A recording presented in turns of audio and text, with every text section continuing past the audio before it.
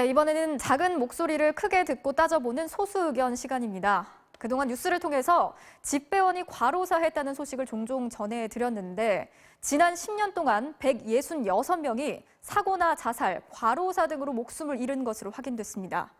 저희 취재기자가 직접 따라다니면서 집배원들의 근무 강도를 살펴보니까 살인적 노동이라는 말이 틀리지 않았습니다. 남재현 기자입니다.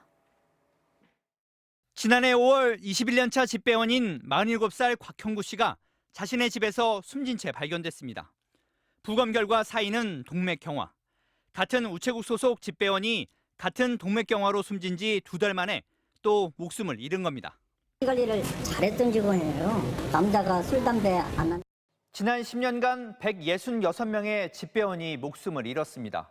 대부분 과로에 시달렸지만 정작 과로사로 인정받은 경우는 많지 않았습니다.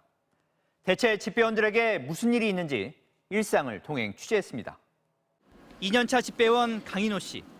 온종일 뛰면서 일을 하다 보니 운동화가 버텨내지를 못합니다. 2, 3개월 만에 한 번씩 새 신발을 사야 합니다. 빨리 와달라는 분도 계시고 뭐 언제 와달라는 분도 계시니까 맞춰서 가려면 뛰어가야 되기 때문에. 오늘 배달해야 하는 우편물만 1000여 통. 각종 고지서부터 소포, 관공서에서 보내는 등기우편까지 종류도 다양합니다. 받는 사람이 있으면 그나마 다행입니다. 법원이나 국세청에서 보내는 등기우편은 직접 당사자에게 전해야 하지만 아무리 문을 두드려도 대답이 없는 경우가 많습니다. 집에 계신 것도 아는데 일부러 그런 사람 안 산다고 하시는 분도 있고 아니면 뭐 받기 싫다고 문 안 열어주시는 분도 있고. 지난해 우리나라 집배원의 노동시간은 2,745시간.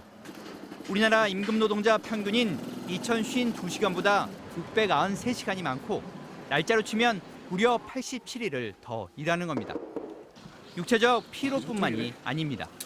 직무 스트레스 지수는 간호사나 소방관, 비행기 조종사보다 더 컸습니다. 좋으신 분도 있지만 또 이렇게 또 알게 모르게 또 이렇게 자기 기분이 안 좋으셔서 저희한테 막 얘기하시는 분도 있어서.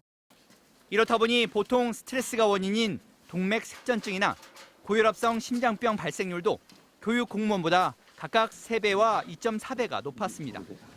사고를 당하는 재해율도 2016년 기준으로 직업군인의 20배, 소방관보다도 1.5배가 많았습니다. 오토바이 뒤에 이렇게 많이 싣고 가다가 언덕 올라가다가 이제 오토바이가 뒤로 넘어가지고 넘어진 적도 있고요. 집배원들의 사망 사고가 잇따르자 우정사업본부 노사 양측은 집배원 노동 조건 개선을 위한 연구에 나섰고 오늘 그 결과를 발표했습니다. 지금보다 집배원 2,000명이 더 필요하다는 게 핵심입니다. 일반 우편물은 해마다 5%씩 줄고 있지만 부피가 큰 소포나 택배 물량이 반대로 늘리면서 노동 강도는 더 세지고 있는 겁니다. 1인 가구 수가 급격히 증가하고 있다고 하는 점을 같이 봐야 된다고 생각합니다. 정부가 집배원들의 고통에 서둘러 해결책을 내놓지 못하고 있는 사이 오늘 경남 진주에서는 또 한 명의 집배원이 근무 중 교통사고로 목숨을 잃었습니다. 지금까지 소수 의견이었습니다.